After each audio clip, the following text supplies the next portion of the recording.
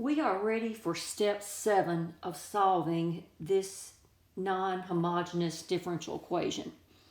So step 7 says find u sub 1 prime, and it's defined to be w sub 1 over w, and that is this step and this step.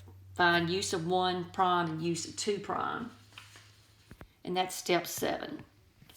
So I just took the determinants that we found previously and formed those ratios. So there's that one, and then this one.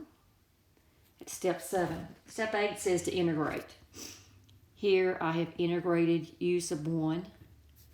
Pretty easy integration. So this ends up being my u sub 1. And then u sub 2 is found by integrating u sub 2 prime. And my u sub 2 is this.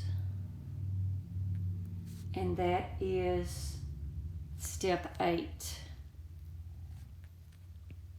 All right. Step 9 says to write your solution y equals y sub c plus y sub p.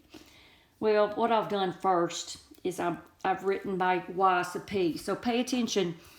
Your y sub p is, your coefficient is u sub 1, and then u sub 2, which we just found.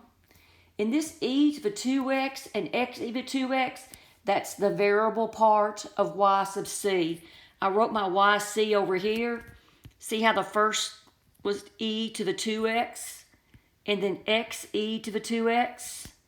That's where this piece came from. And then you multiply each by u sub 1. First one by u sub 1, second one by u sub 2. So that's my y sub p. And what you do now is just algebra.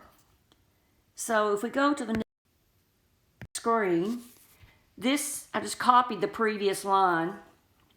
That's that. And then on this line, I have distributed the e to the 2x. And here I've distributed the x e to the 2x, and I get this line here. And then I had some like terms that and this are like terms, so I combine those. A negative 1/3 plus a 1/2 is a 1/6. That's where I got the 1/6. And what else? Combine those. Now what? 1/2 x squared e to the 2x minus 1/2